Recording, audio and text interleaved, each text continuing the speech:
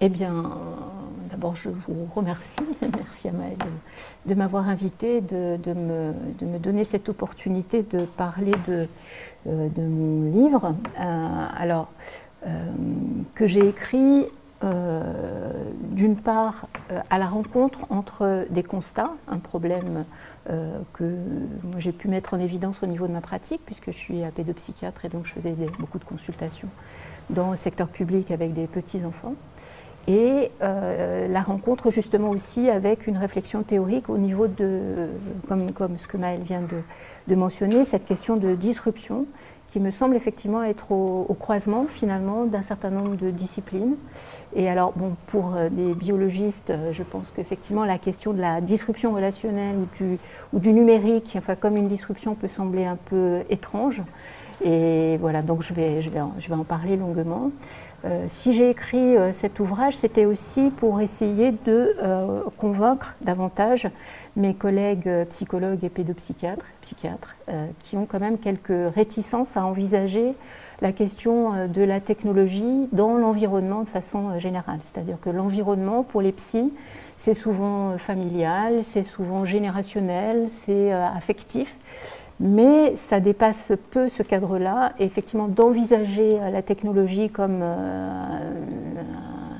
quelque chose qui intervient, qui interfère, qui disrupte la question de la relation est quelque chose d'un peu complexe. Donc finalement, dans ce livre, j'ai repris tout ce qui fait les théories absolument incontournables, indiscutables du champ de la psychiatrie et de la psychiatrie infantile, infanto-juvénile, pour essayer de montrer comment le smartphone, quand il arrive justement dans les familles et au cœur même de la relation et de façon très très précoce, comment est-ce que justement ça rentre en compétition avec ce qu'on connaît et avec toutes ces théories qu'on a longuement développées, sur lesquelles on est pourtant tous à peu près d'accord. Voilà, donc pour repréciser, alors il me semble que d'abord c'est très important parce que les gens globalement comme ça ont tendance à mélanger un peu les choses, c'est-à-dire qu'il faut bien se rendre compte que les effets chez les tout petits sont très différents des effets chez les enfants un peu plus grands et encore plus différents chez les adultes que nous sommes. Les adultes que nous sommes, on a eu la chance, ou en tous les cas les circonstances étaient telles, de pouvoir se développer sans justement cette disruption qui intervient de façon répétitive et massive au niveau de l'interaction. Ce qui se passe chez les adolescents, bien sûr, c'est un peu compliqué et on en est tous à peu près conscients. Bon, on a tous entendu ces messages d'alerte sur la santé mentale des jeunes. En partie, pas uniquement, mais en partie lié justement à ces technologies numériques qui modifient la relation d'être à soi-même et la relation d'être au monde. Mais moi, ce qui m'a beaucoup alertée, c'est ma pratique, c'est-à-dire avec des enfants jeunes, moins de 3 ans, qui ne sont pas encore des petits humains. C'est-à-dire quand un bébé vient au monde, c'est un petit qui n'a pas de langage, c'est un petit qui n'a pas de motricité, c'est un petit qui ne peut pas découvrir le monde. Et comment est-ce qu'il va justement à l'âge de 2-3 ans devenir un petit humain? Eh bien c'est grâce justement à son environnement et c'est grâce à son environnement humain. Si on ne lui propose pas les choses qui sont absolument nécessaires à son développement pendant ces périodes-là, on aboutit à des tableaux cliniques, donc des constats cliniques qui sont assez inquiétants et qui, moi, m'ont beaucoup mobilisée. C'est-à-dire que, en particulier, ces enfants que je voyais beaucoup à l'âge de 2 ans et demi, 3 ans en consultation, sans langage, ou avec un langage très en retard ou très particulier, avec une prosodie aussi, c'est-à-dire en fait c'est des enfants qui disent beaucoup de mots en anglais, qui font défiler comme ça les comptines, des chiffres, des couleurs, sans avoir absolument aucun sens de ce que la couleur veut dire et de ce que le nombre veut dire. Donc un langage qui n'a aucune valeur de langage et aucune valeur de communication, avec une prosodie qui est aussi très mécanique et qui, moi, m'a interpellée, c'est-à-dire d'entendre les enfants parler tous de la même manière, de façon absolument synchrone avec les logiciels éducatifs, dits éducatifs. Voilà. Et aucun enfant, normalement, ne regarde une pendule au-dessus d'une porte en disant une montre. Voilà. C'est un peu ce style de prosodie, très répétitive chez tous les enfants, hein, qui quand même est un peu questionnante. Ce qui m'a aussi beaucoup mobilisée, c'est le côté réversible des troubles. Alors, je n'ai pas parlé du tableau dans sa globalité, donc c'est effectivement des enfants qui ont des troubles du langage, très importants, mais aussi des troubles de la relation, c'est-à-dire des enfants qui ne regardent pas l'adulte, qui ne répondent pas à l'appel de leur prénom, qui ont des difficultés motrices, c'est-à-dire qui ont une grande difficulté d'accès à la profondeur, à la troisième dimension, comme si ces enfants étaient structurés en 2D, comme sur un écran. Et donc des difficultés motrices, des troubles de l'attention, des enfants qui sont intolérants en fait à la difficulté, à la frustration, et qui ont tendance à jeter les objets et à avoir des activités très répétitives, mais pas de jeu construit, parce qu'un jeu construit c'est difficile, hein. Ne serait-ce que par exemple accrocher deux duplos ensemble. Vous savez, ces duplos sont des petits Lego, enfin des gros Lego qui sont en général proposés aux enfants de 18 mois, 2 ans. Et bien même à 4-5 ans, les enfants avaient du mal à les accrocher parce que effectivement ça nécessite de faire beaucoup d'efforts dans l'espace, d'accepter qu'effectivement il faille bouger un petit peu son corps, qu'il faille chercher, hein, et que ça ne se produit pas tout de suite. Et en fait les enfants, très rapidement, au bout de quelques secondes, jettent, hein, et ne vont pas jusqu'à la construction. Donc il n'y a pas de jeu construit. Voilà. Ce qui m'a mobilisée, c'est que, en fait, quand les parents,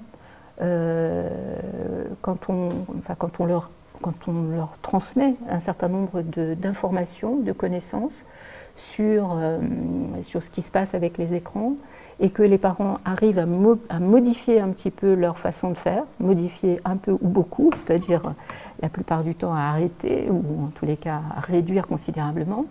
2 mois plus tard, moi je revoyais des enfants qui n'étaient plus les mêmes, c'est-à-dire des enfants qui, même physiquement, s'étaient transformés avec un visage beaucoup plus ouvert, beaucoup plus doux, tranquille, avec un début de vrai langage et avec ce qui est toujours très émouvant ou très fort, comme ça dans une consultation, les parents qui disaient mais vous savez, là, il y a 2 jours, il m'a fait un câlin pour la première fois de sa vie.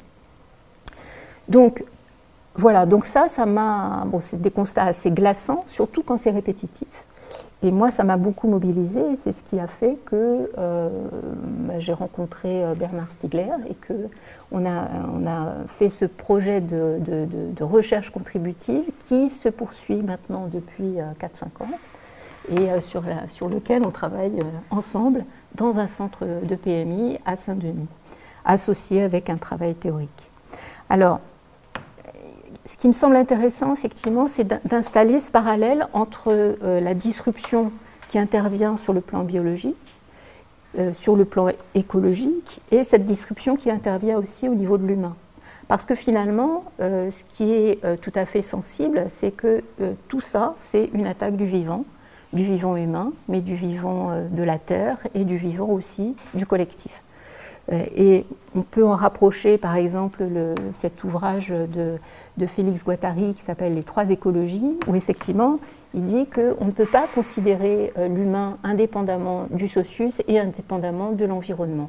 Et tout ce qui fait attaque de l'un fait aussi attaque des autres, et qu'en particulier, on peut aussi considérer tout ce qui se passe actuellement sur le réchauffement climatique, sur la disruption phénologique, sur la disruption relationnelle, comme étant finalement un effet des mêmes causes, c'est-à-dire de ce qui est disruptif. Alors, je vais citer une des définitions par Bernard Stiegler. La disruption, c'est ce qui va plus vite que toute volonté, individuelle aussi bien que collective, des consommateurs ou dirigeants, politiques aussi bien qu'économiques. La disruption prend de vitesse les organisations sociales qui ne parviennent à l'appréhender que lorsqu'elle est déjà devenue du passé, toujours trop tard. Et alors, on en parlait un petit peu tout à l'heure, c'est vrai qu'il y a ces constats cliniques qui sont partagés par énormément de professionnels de la petite enfance et aussi maintenant des enseignants de maternelle. ces constats s'appuient sur une pratique, sur des consultations de terrain, sur des rencontres avec des humains. Parallèlement à ça, il y a effectivement la question des études, puisqu'on nous reproche souvent que finalement il n'y ait pas d'études scientifiques, que tout ça n'est pas vraiment prouvé, qu'il n'y aurait pas d'addiction, alors bon, tout ça est bien sûr tout à fait discutable. Quand on parle d'addiction, par exemple, donc il y a beaucoup d'académies qui refusent ce terme d'addiction en disant il n'y a pas de substance et il n'y a pas de syndrome de sevrage. Alors, il n'y a pas de substance, effectivement, hein, mais les mécanismes addictogènes sont tout à fait reconnus, y compris par les concepteurs, hein, qui disent qu'ils ont installé eux-mêmes dans les algorithmes des mécanismes qui font que tout le monde est addict et que même eux n'arrivent plus à s'en protéger. Par contre, ce qu'ils mettent en place, c'est une protection pour leurs enfants, puisqu'ils mettent leurs enfants dans des écoles non connectées et qu'ils interdisent qu'il y ait des smartphones qui rentrent dans la maison avant que les enfants aient 15 ans. Donc, les mécanismes addictogènes, ils sont absolument prouvés. Hein, on peut parler de la captologie, de la captation de l'attention, qui s'appuient sur des travaux de neuropsychologues et qui sont tout à fait documentés et clairs. Et alors, soi-disant pas de syndrome de sevrage, mais quand même on peut regarder sur YouTube ou sur les réseaux sociaux des manifestations de grande détresse chez des bébés, par exemple, à qui on retire le smartphone, des situations aussi de grande détresse, voire de grande violence chez des adolescents ou des enfants un peu plus jeunes, à qui on retire les jeux vidéo. Hein. Quand les jeux vidéo sont arrêtés comme ça de façon brutale par l'environnement, ça donne lieu, enfin on voit des scènes sur Internet qui sont assez redoutables, où les enfants donnent des coups de poing, par exemple, à leurs parents quand ça se passe comme ça. Donc, bien sûr qu'il y a des symptômes de sevrage, et chez les bébés aussi, hein, puisque quand les parents arrivent à arrêter cette surexposition aux écrans, eh bien, pendant 15 jours, 3 semaines, ça va être extrêmement difficile pour eux.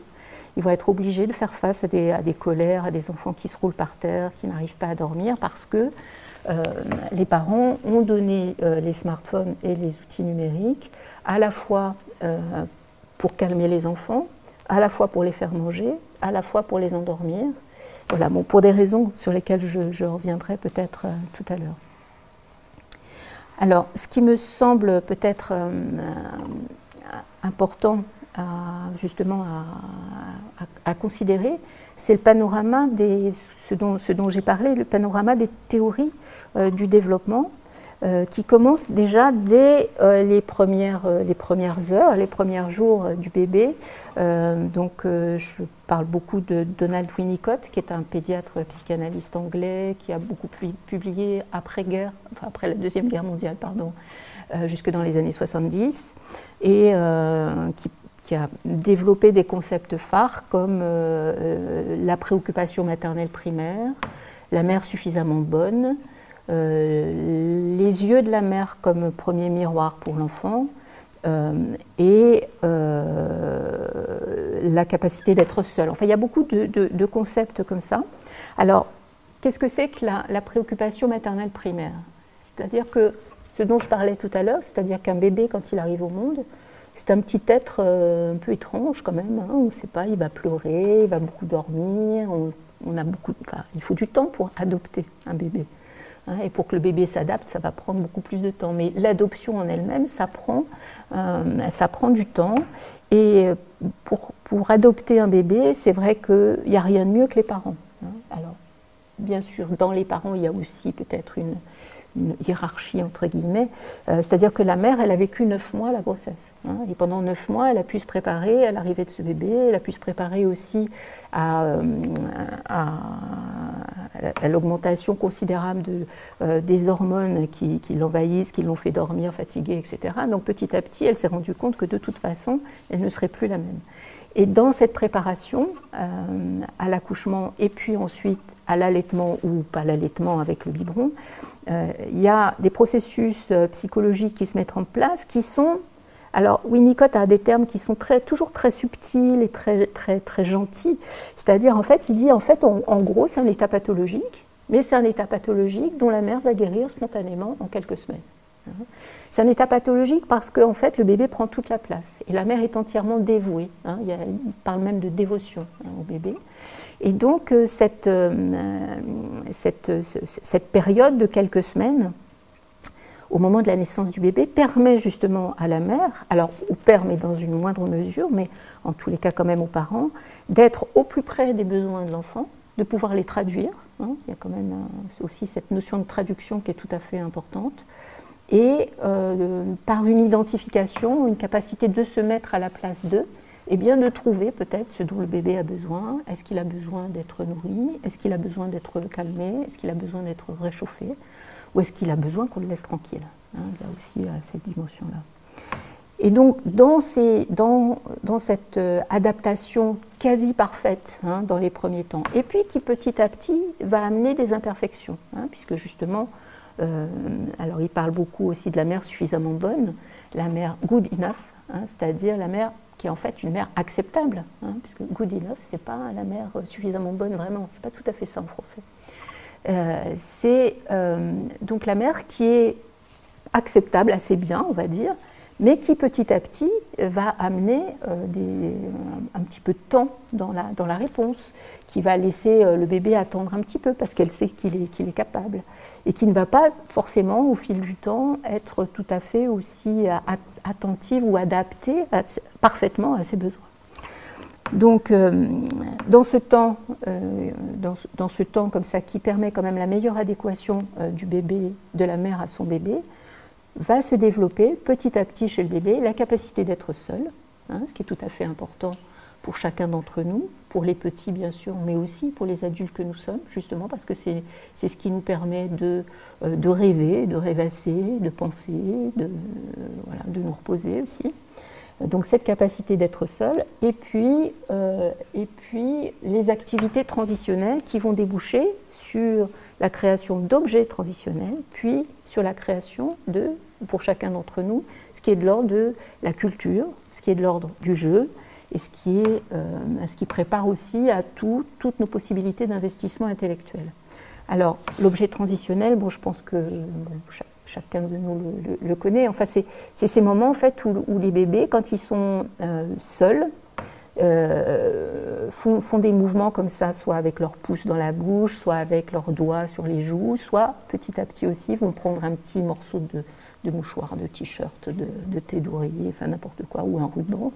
Et puis, ça va leur donner l'illusion qu'effectivement ils ne sont pas seuls, et ça va surtout leur donner l'illusion de la création de l'objet. C'est-à-dire qu'en fait, ils créent un objet qui est déjà là.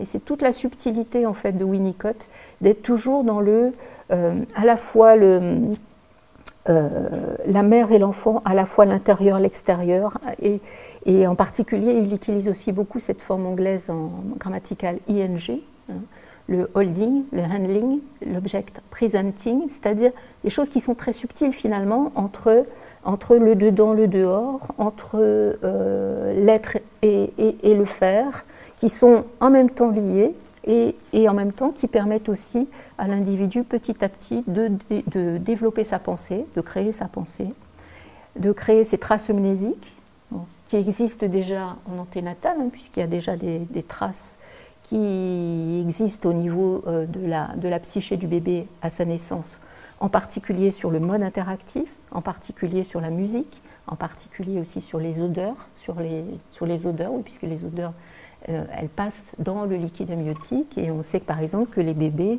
vont avoir une préférence pour certaines odeurs s'ils les ont déjà connues in utero. Donc ils vont avoir une préférence pour certaines musiques s'ils les ont entendues in utero. Et ils sont capables dès la naissance de reconnaître la voix de leur mère et de reconnaître la voix de leur père parce qu'ils l'ont entendue in utero.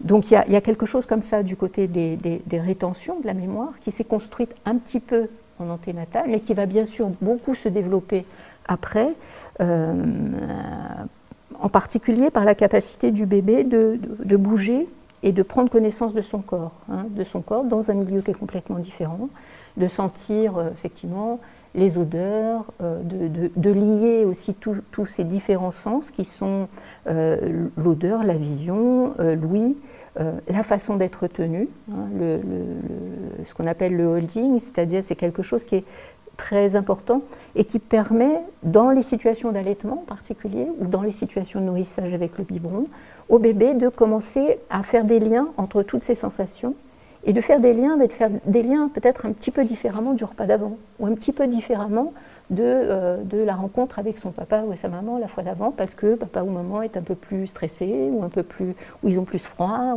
Donc en fait, le bébé compare. Hein, il compare ce qui est pareil, ce qui n'est pas pareil. Et en fait, c'est comme ça aussi que se construit sa pensée.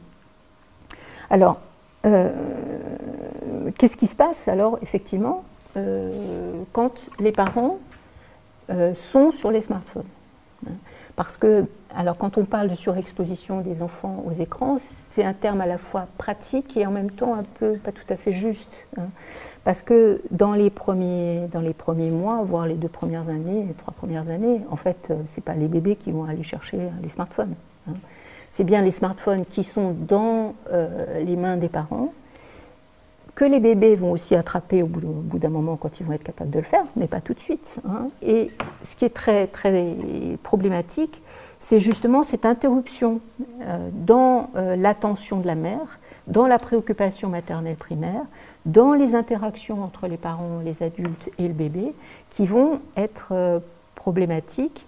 Et on sait bien, effectivement, parce qu'on est tous concernés, on est tous là-dedans, on baigne tous dans ce bouillon numérique, et que, en fait, bah oui, on a tous un smartphone dans la poche.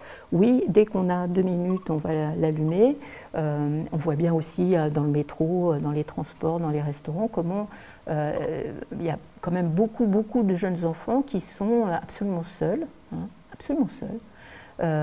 Et puis à qui on donne assez rapidement un smartphone pour qu'il ne fasse pas de bruit. Voilà. Donc oui, la question du smartphone, c'est une question très récente. Hein. C'est très récent puisque en fait ça s'est développé à partir de 2008, les tablettes à partir de 2012, 2013. On est en 2023, donc on n'a pas beaucoup encore. Enfin, on l'a et on l'a pas de recul. Hein. On a du recul et en même temps on n'a pas suffisamment de recul. On a du recul parce qu'effectivement, cliniquement, dans les consultations, c'est des situations qui sont absolument indiscutables, hein, indiscutables, incontestables. Par contre, effectivement, pour avoir suffisamment de recul, des études scientifiques, etc., ben là, il faut beaucoup plus de temps. Et je peux parler de l'étude qui est parue la semaine dernière ou la semaine dernière. Donc, grande émotion dans les médias, tout le monde voulait commenter cette étude. Donc c'est l'étude ELF, donc c'est INSERM, INED, une grosse étude qui a démarré en 2011. Les enfants sont nés en 2011.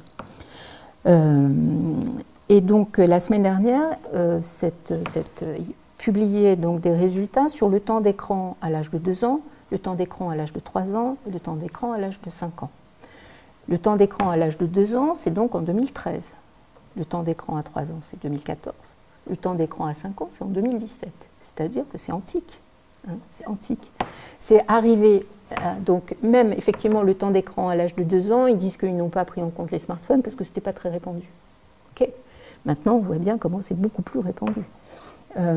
Alors c'est une grosse étude puisque ça concerne 18 000 enfants, donc voilà, ça plaît beaucoup, hein, parce que c'est un chiffre, on peut compter les enfants, c'est voilà, difficile de le contester, c'est sûrement extrêmement bien fait sur le plan statistique, mais en même temps ça arrive là, bon, et ça conforte cette idée de disruption, c'est-à-dire que ça arrive un peu tard quand même, puisque d'une part c'est des chiffres qui, donc les derniers là, alors je vais vous donner les chiffres par exemple, à l'âge entre 0 et 2 ans c'est 56 minutes par jour pour les enfants de moins de 2 ans, entre 3 et à 3 ans ça doit être 1h06 et à 5 ans c'est 1h26 en moyenne par jour. C'est beaucoup, c'est beaucoup. Sauf que ça c'était en 2017.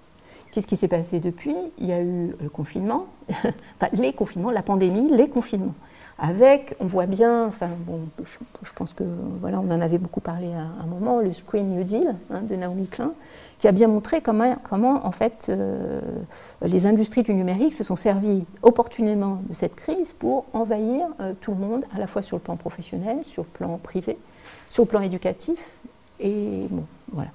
Donc entre-temps, entre 2017 et maintenant, donc il y a eu pandémie, confinement, une augmentation du temps d'écran très important. En 2022, donc il y a eu, fin 2022, une étude, certes un peu plus modeste, puisqu'elle ne concernait que 2000 familles, qui montrait, donc c'était des résultats qui dataient de 2021, donc juste après le confinement, et qui montrait donc un temps d'écran moyen pour les 0-3 ans de 3h11 par jour et pour les 3-6 ans de 3h40 par jour. Voilà, donc en fait on est toujours à la traîne des résultats dits scientifiques. Alors 3h40 par jour c'est en moyenne, donc alors les temps d'écran moyen pour les parents c'était aux alentours de 16 heures par jour, un truc un peu c'est difficile, mais comme ils ajoutent les uns plus le temps de télé, plus le temps de smartphone, plus le temps de tablette, alors que des fois on fait tout en même temps, donc effectivement on arrive à des chiffres qui sont assez faramineux. Et ça veut dire quoi? Ça veut dire que effectivement tout ce qui est les études scientifiques, les grandes cohortes, c'est absolument nécessaire, mais ça n'est pas suffisant. Et ça, normalement, ça ne devrait pas permettre de dire que les constats de terrain, bon, finalement, ça n'a pas tellement d'importance et personne ne s'arrête trop là-dessus. Alors que finalement, il s'agit de nos enfants, il s'agit de l'avenir de ces enfants-là, et que peut-être, en attendant d'autres résultats, etc., on pourrait faire quelque chose, on pourrait agir pour les protéger. En particulier, d'informer les parents des effets de la toxicité des écrans. Alors les écrans c'est absolument magnifique, c'est magique, ça apporte des tas de choses positives pour tout le monde, pour les adultes, voilà, pour s'orienter, pour aller chercher des informations, pour échanger avec des amis à l'autre bout du monde, mais ça a aussi des effets toxiques, ce que Bernard Stiegler appelait la pharmacologie des objets techniques, c'est-à-dire qu'il y a, c'est à la fois remède et poison, pharmacologique, pharmacone, remède et poison. C'est-à-dire oui, ça apporte des tas de choses, mais il y a des effets toxiques et comment est-ce qu'on en prend connaissance et comment est-ce qu'on se protège par rapport à ces effets toxiques et comment est-ce qu'on développe d'une certaine manière des codes de conduite ou qu'au moins on essaye de les réguler, de les auto-réguler ou de les hétéro-réguler s'il s'agit des enfants. Ouais, donc les temps d'écran, c'est très très important parce que finalement, qu'est-ce qui se passe pendant les moments comme ça où les enfants sont devant... alors il y a la télé aussi, la télé en arrière-plan, souvent les parents disent oui mais il ne la regarde pas. Oui, il ne la regarde pas, mais elle est là, la télé, et il y a des tas d'études américaines qui montrent que ça interrompt le jeu, ça diminue la qualité du jeu, ça interrompt en permanence les interactions avec les vrais humains, et donc ça a un effet aussi, même si elle est en arrière-plan. Et puis il y a ce qu'on appelle maintenant la technoférence, c'est-à-dire les études qui concernent les interruptions répétées, fréquentes, des relations par l'intermédiaire de ces technologies, la technoférence.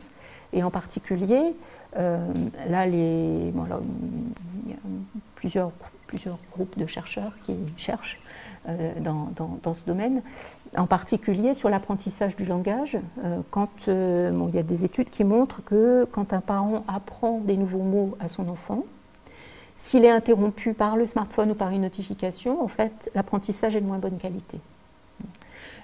Par contre, si le parent est interrompu par quelqu'un qui rentre dans la pièce ou par une communication avec quelqu'un d'autre, etc., eh bien, l'apprentissage n'est pas perturbé. C'est-à-dire qu'en fait, le bébé fait la différence, finalement, et peut-être que, du coup, ça...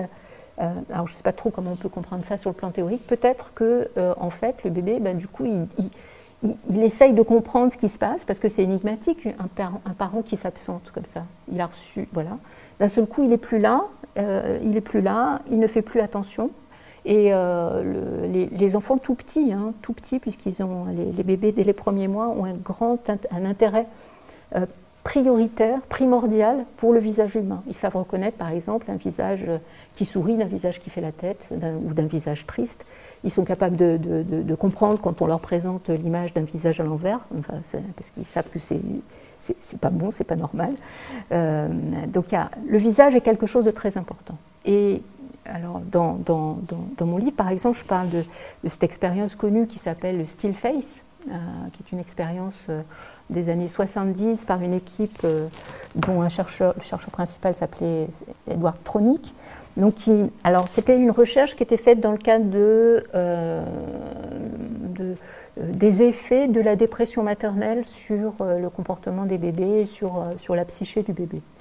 Et donc cette expérience, dans l'expérience classique, Tronick donc demandait à une mère d'être en interaction avec son bébé, de jouer, de pointer, de lui attraper les pieds, voilà tout ce qu'on fait avec un bébé, qui a beaucoup plus d'importance que ce qu'on croit, c'est-à-dire que c'est aussi avec ça que le bébé construit le sens de la profondeur, le sens de l'espace, parce que le bébé peut se retourner si la mère pointe quelque chose qui est derrière lui.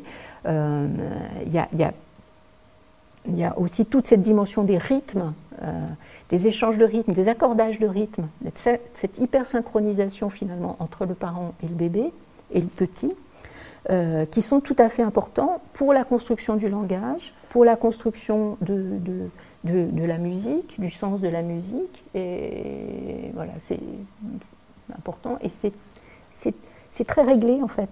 C'est comme une partition de musique en fait. On ne se rend pas compte de ça, mais il y a eu beaucoup d'études. C'est-à-dire que quand le bébé est très réactif, très éveillé, etc., la mère va pousser ou le père va pousser en essayant d'accroître en fait la capacité d'attention du bébé. Mais quand on sent que le bébé est un peu déconnecté, un peu fatigué, etc., en fait, on va changer le rythme d'intervention, changer le rythme de sa réaction, du langage. Enfin, c'est très riche en fait. Et les parents ont une grande richesse et il faut leur transmettre cette grande richesse en fait dans l'interaction. Je me suis un peu perdue. Still face, voilà. Still face, donc oui. Donc la mère interagit avec le bébé, etc. Il se passe des tas de trucs absolument magnifiques. Et puis à un moment, on lui dit, bon, vous ne réagissez plus. Et donc la mère est là, immobile, en face du bébé. Elle ne réagit à plus rien. Qu'est-ce qui se passe? Le bébé est très étonné d'abord, très décontenancé. Et puis, en fait, il va essayer de relancer l'interaction, celle qui avait bien marché avec sa mère auparavant. Donc, il va lui sourire, il va montrer des trucs, il va tendre son pied, tendre sa main, essayer de l'attraper. Et puis, il va progressivement, en fait, devenir de plus en plus inquiet, jusqu'à se décomposer, à se mettre à pleurer, à essayer de comprendre un peu partout. Enfin, mais qu'est-ce qui se passe avec cette mère qui ne réagit plus? Alors ça, c'était un modèle expérimental, donc pour montrer qu'effectivement, quand les mères sont, les mères déprimées, on sait qu'effectivement, elles ont moins d'expression, elles peuvent des fois s'absenter dans leurs pensées, etc. Donc ça a été un modèle pour montrer à quel point il fallait prendre soin des mères déprimées et s'en occuper, parce que effectivement, pour le bébé aussi et son avenir, c'est important. Sauf que, qu'est-ce qui se passe avec le smartphone? Eh bien, maintenant, il y a des vidéos aussi qu'on peut voir, soit sur les réseaux sociaux, soit par des équipes de recherche, qui montrent qu'avec le smartphone, c'est la même chose. C'est-à-dire qu'il y a une déconnexion, le bébé ne comprend pas ce qui se passe, les parents s'absentent, ils ne sont plus là. Quand on répond à une notification, quand on est en train de changer son bébé, le bébé se retrouve absolument seul face à quelqu'un qui a des expressions que le bébé ne peut pas décrypter, des expressions complètement énigmatiques. Et donc le bébé va essayer de comprendre, peut-être un peu. Et puis, on peut se poser la question, et moi je pense y répondre par devers moi, d'une possibilité, au fil du temps, d'une déconnexion des bébés. Ce qui expliquerait peut-être aussi le fait, ces tableaux cliniques qu'on rencontre où effectivement les bébés sont dans leur monde et en fait ils n'interagissent plus avec les adultes. Mais comme ils ont été de façon répétitive, prolongée, de jour en jour, déconnectés de leurs parents qui étaient lui-même sur son portable et qui étaient attentifs à quelque chose d'autre, on peut se demander effectivement comment, si les enfants n'ont pas construit quelque chose comme ça, une forme de défense contre des manifestations énigmatiques. Et des fois, le mieux pour se défendre, c'est de s'isoler et de rester dans sa bulle. Voilà, en tous les cas, moi je pense que les smartphones dans les mains des parents, c'est quelque chose qu'on devrait, alors là justement, médiatiser davantage. C'est-à-dire essayer d'imaginer peut-être que bon, les smartphones, les ordinateurs portables, tout ça c'est magnifique, mais que peut-être à certains moments il faudrait s'en passer. Quand on est avec les petits-enfants en particulier, de moins de 3 ans, il y a des moments qu'il faudrait pouvoir préserver, les moments des repas, les moments du sommeil, les moments avant le sommeil, les moments avant d'aller à l'école, avant d'aller à la crèche, puisqu'on sait que ça, le simple fait de regarder les écrans avant d'aller à l'école, par exemple, ça provoque des troubles de l'attention, de l'agitation, et donc une baisse des capacités d'apprentissage. Ça, c'est une petite étude, mais c'est une étude quand même. Bon, il y a plein d'études aux États-Unis, plein d'études, si on veut en trouver, on en trouve.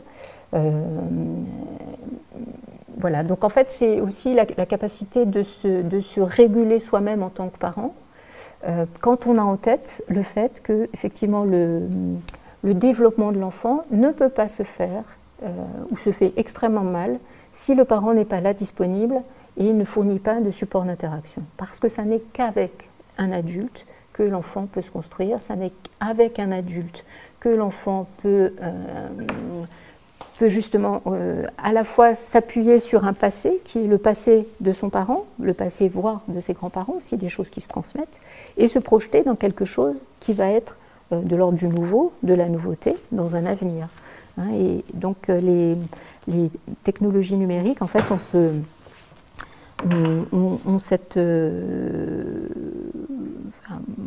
provoquent comme ça quelque chose qui est extrêmement risqué au niveau de l'humanité. Je n'ai même pas passé mes diapos, pardon. J'avais pas grand-chose. Voilà. Alors ça, c'est une étude qui est parue il y a un mois, dont personne n'a parlé. Les médias français ne s'en sont pas saisis. Grande étude américaine, 100 000 enfants étudiés en 2017-2018, donc déjà c'est un peu plus récent. Mais bon. Voilà, 2018 à 2020, publié en 2023. Alors on voit effectivement, bon alors j'aurais peut-être pu faire une diapo peut-être sur les plus petits, mais en tous les cas, en fonction du nombre, de la quantité du nombre d'heures d'écran par jour, eh bien on a une augmentation très importante des troubles du comportement, de retard de développement, de retard de langage, de troubles d'apprentissage et de troubles de l'attention. Il y a aussi, en tous les cas dans cette étude, un retentissement, une corrélation en tous les cas entre le temps d'écran et les troubles du spectre autistique. Donc, bon voilà, cette étude est intéressante. Ça c'est moi, c'est pas ça que je voulais montrer. Voilà, donc ça c'est ce dont je vous parlais tout à l'heure, c'est tout ce qui peut se passer dans ces premiers moments comme ça de la rencontre entre un bébé et un parent. Donc là, on voit que ce petit garçon, petite fille, en tous les cas, est beaucoup plus tranquille. Donc cet enfant a bu, probablement il n'est pas trop affamé, il a les yeux ouverts, la mère a les yeux ouverts et le regarde, et en fait, il a cette petite activité transitionnelle comme ça, de toucher un petit peu la peau de sa mère. Donc on peut imaginer que là, il fait des liens entre à la fois la vue, la façon dont il est tenu, parce qu'il est bien tenu, la façon dont la mère aussi a une position qui est totalement adaptée aux besoins de son bébé, et ça va lui permettre justement de construire justement cette comodalité sensorielle qui est un des facteurs à la base de la pensée. Par contre, on a ça. Donc ça, et c'est de plus en plus fréquent, comme si effectivement l'allaitement ou de nourrir son bébé, c'était une activité automatique. Je pensais en fait, on fait le plein, et puis c'est tout, quoi. C'est comme si le bébé était un véhicule, une machine qu'il fallait remplir. Voilà, quel malheur, quel malheur, parce que le bébé, on voit d'ailleurs qu'effectivement son œil s'en va vers l'extérieur, vers un autre point lumineux, parce que d'habitude les bébés ont cette attirance comme ça vers la lumière de l'œil. Donc le bébé s'en va, il n'est pas porté par sa mère. Hein. Bon, alors certes, on ne peut pas dire qu'il soit mal installé, mais il y a toutes ces interactions, ces supports comme ça, en fait, parce que qu'est-ce qui se passe dans ce moment-là? La mère, elle va lui parler à son bébé. Elle va lui dire « Oh là là, bah dis donc, t'as bien mangé, hein, mais tu avais l'air d'avoir drôlement faim, mais maintenant ça va mieux. Hein » Puis elle s'arrête. Et puis elle va reprendre en disant « Eh bien dis donc, elle va raconter un peu autre chose. » Elle dit ben, « Tu crois que tu vas avoir sommeil tout de suite ?» « Non, pas tout de suite, hein, tu as envie de t'amuser un peu. » Et elle va jouer un peu avec lui. Et en fait, elle parle, mais elle s'arrête. Elle parle et elle s'arrête. C'est-à-dire qu'elle lui donne le sens du langage, en fait. Elle lui parle, le bébé ne peut pas répondre, mais en fait, il pourra répondre bientôt, quand il aura un peu de maturité au niveau de ses muscles, là, de la gorge. Donc, elle installe déjà le sens du langage. Mais si elle est sur son smartphone, elle ne va pas faire tout ça. Hein. Elle ne va pas lui parler à son bébé. D'ailleurs, elle voit, le bébé, il est un peu abandonné à lui-même, là, une lumière extérieure. Voilà. Alors, il y a aussi ce genre alors, bon. Il y a aussi ce genre de matériel technique qui permet, là aussi, que le bébé fasse le plein tout seul, en fait. Voilà. Voilà. Vous ne connaissiez pas, hein, ouais, non, moi non plus. Et on trouve des choses magnifiques sur Internet comme ça. Il y a par exemple les porte-smartphones qu'on met sur l'épaule aussi. Donc en fait, il y a le bébé qui est là et qui peut regarder en fait l'écran pendant que voilà, personne ne perd de temps. Hein, on ne perd pas de temps. Je crois que c'est tout ce que voilà. Bon, ça, c'était une photo que je montre aussi. Ça, c'est sur un marché à Phnom Penh, en Asie. Donc effectivement, l'envahissement du numérique, il est aussi passé par là. Donc ce bébé qui ne sait même pas tenir assis, hein, qui a quelques mois, et dans ce hamac avec ce smartphone, alors on prend soin de lui, hein, on lui a mis un truc sur la tête pour qu'il n'ait pas trop chaud, il est un petit peu couvert au niveau des pieds, etc. Ce que la photo ne montre pas, parce que ce n'est pas une vidéo, c'est qu'en fait le hamac, il était manipulé par un moteur. Hein. C'est-à-dire qu'il y avait un mouvement perpétuel, comme ça, du hamac. Voilà. Donc voilà. Et puis ça, c'est aussi une photo sur les réseaux sociaux, qui est assez sidérante quand même, hein, parce qu'on voit cette petite fille donc, qui est installée sur son matelas avec des parents qui ont bricolé à quelque chose pour qu'elle n'ait même plus besoin de manipuler ses mains. Hein. En fait, ça va défiler automatiquement sans qu'elle ait quoi que ce soit à faire. On voit bien comment tous ces objets s'insinuent dans la relation, puis s'insinuent dans le développement moteur, dans la découverte du monde, parce que effectivement, c'est cette petite fille qui est installée sur son matelas, elle va passer beaucoup de temps devant son écran, elle ne va pas faire ces explorations du monde en 3 dimensions, qui sont absolument nécessaires pour avoir accès aux mathématiques, par exemple, hein, la géométrie, le sens de l'espace, le sens du déplacement, et puis le sens de, par exemple, de la disparition de l'objet. Bon, je parle souvent comme ça d'une pomme en 2D et d'une pomme en 3D. Hein. La pomme en 2D, bon, elle va sortir de l'écran peut-être, ou voilà, on va dire elle est verte, on va lui changer sa couleur magiquement, elle va devenir jaune. Mais la pomme, elle va avoir ni poids, ni odeur, ni saveur, et puis elle ne va pas tomber la pomme si on ne fait pas attention. Hein. Elle ne va pas tomber, elle ne va pas rouler, on ne va pas aller la chercher. Et toutes ces choses comme ça qui sont des petites choses du quotidien, sont fondamentales pour la construction des mathématiques, la construction aussi du langage, c'est-à-dire on peut raconter l'histoire de la pomme qui est tombée, hein, où il y a quelqu'un dans l'environnement qui va dire oh, bah, « tiens, où est-ce qu'elle est passée la pomme, tu vas la chercher ?»« Oh bah dis donc, elle a roulé drôlement loin. » C'est du langage, donc c'est les prémices de la lecture, donc c'est les prémices aussi de tout ce qui va faire la connaissance. Toutes ces choses du quotidien avant 3 ans sont tout à fait fondamentales et sont très attaquées par l'omniprésence du numérique, en particulier dans les mains des parents. Et puis après, dans leurs mains à eux, parce qu'ils vont bien sûr avoir envie de faire la même chose que leurs parents, ça a l'air tellement magnifique. Hein, voilà. Donc ce qui me semblait important, c'était... alors du coup, j'ai décrit un peu toutes ces choses dans ce livre, du point de vue des théories du développement psy.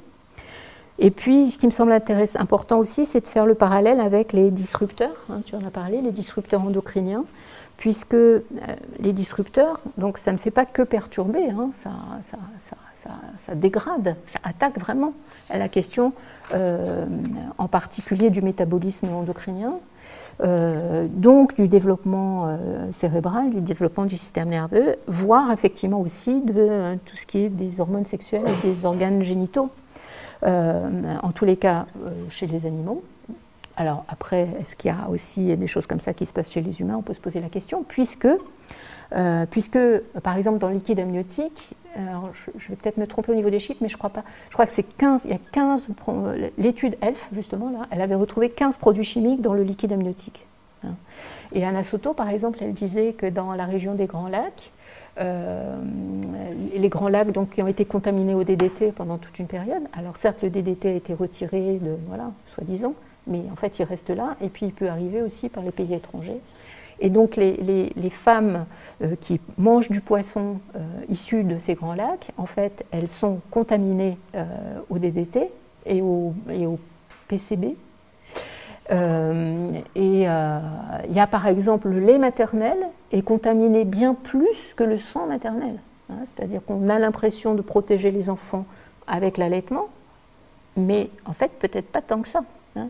Et on connaît en fait, en tous les cas dans le monde animal, moi je ne suis pas trop spécialiste de cette question, mais ça m'a beaucoup intéressé ce que disait Anna Soto, Carlos Sonnenschein par rapport à ça, on connaît effectivement l'interaction avec le métabolisme thyroïdien en particulier, donc la formation du système nerveux central. Et par exemple, chez les enfants qu'on dit troubles du spectre autistique, autistes avant, mais troubles du spectre autistique, maintenant, eh bien, c'est que ça touche par exemple 3 fois plus les garçons que les filles. Et qu'il y a une grande étude japonaise qui est parue l'année dernière, dont pas grand monde n'a parlé non plus, sur 84 000 enfants, pourtant c'est assez conséquent, qui montrait que le diagnostic de troubles du spectre autistique était 3 fois plus fréquent en fonction du temps d'écran chez les garçons, pas chez les filles. Voilà. Donc ça pose des questions aussi intéressantes, en fait, justement, sur les croisements des disciplines. Pourquoi les garçons? Bon, on peut avoir des tas d'hypothèses, hein, y compris psy, mais pas seulement, je pense, parce que pas seulement. Et puis, bon, ces troubles du spectre autistique qui sont, que moi j'ai préféré décrire sous un autre nom avec des collègues, on appelle ça syndrome d'EP, c'est exposition précoce et excessive aux écrans. C'est pas tout à fait comme de l'autisme, mais comment est-ce que ça va évoluer, hein? Parce que ça, ce syndrome, on l'a décrit pour les enfants de 3-4 ans, mais à 3-4 ans, ils vont rentrer à l'école, à 3-4 ans, il y a toujours quelqu'un qui va dire « mais ton enfant, il n'est pas un peu autiste là ?» Et du coup, il va devenir autiste.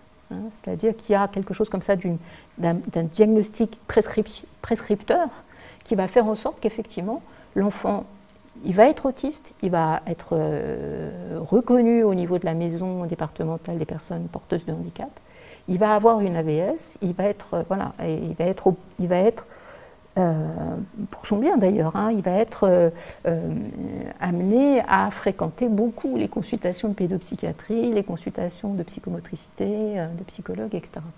Voilà, donc en fait c'est ça aussi, c'est-à-dire que c'est ça qui m'a mobilisée moi, c'est que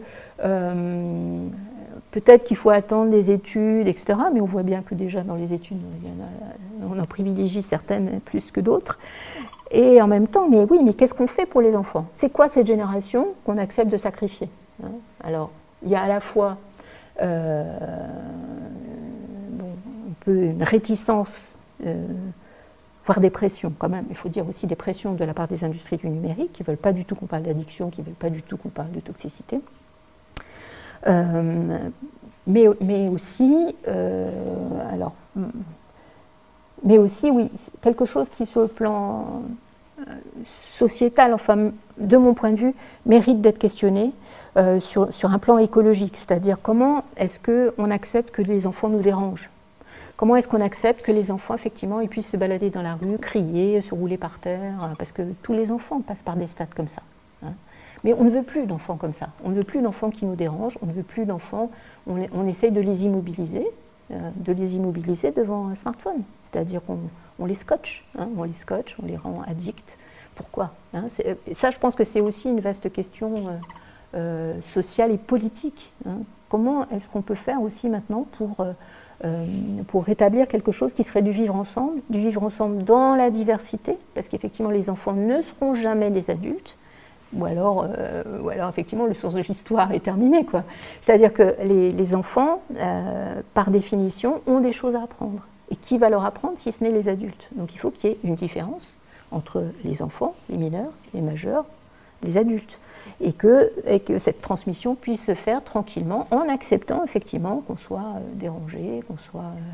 voilà, parce qu'il y a une façon comme ça, les parents disent beaucoup, oui mais je ne veux pas qu'il dérange, je ne veux pas qu'il fasse de bruit. Alors c'est pas du tout de la malveillance, hein. Moi je n'y crois pas du tout, ni à la carence éducative, je crois qu'on est tous concernés, qu'on baigne tous là-dedans, dans ces mythes comme ça du numérique qui réglerait tous les problèmes. Et voilà, donc... voilà.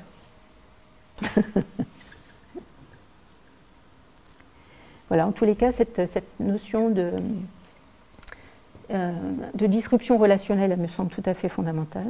Peut-être que ça changera au fil des générations, parce que les générations des jeunes adultes commencent à revenir un peu justement sur la question du tout numérique et préfèrent avoir des téléphones à clapet plutôt, et puis se retrouver soit dans les jardins publics, soit en bibliothèque pour pouvoir se rencontrer vraiment. Donc il y a des mouvements comme ça, hein, qui commencent à se faire.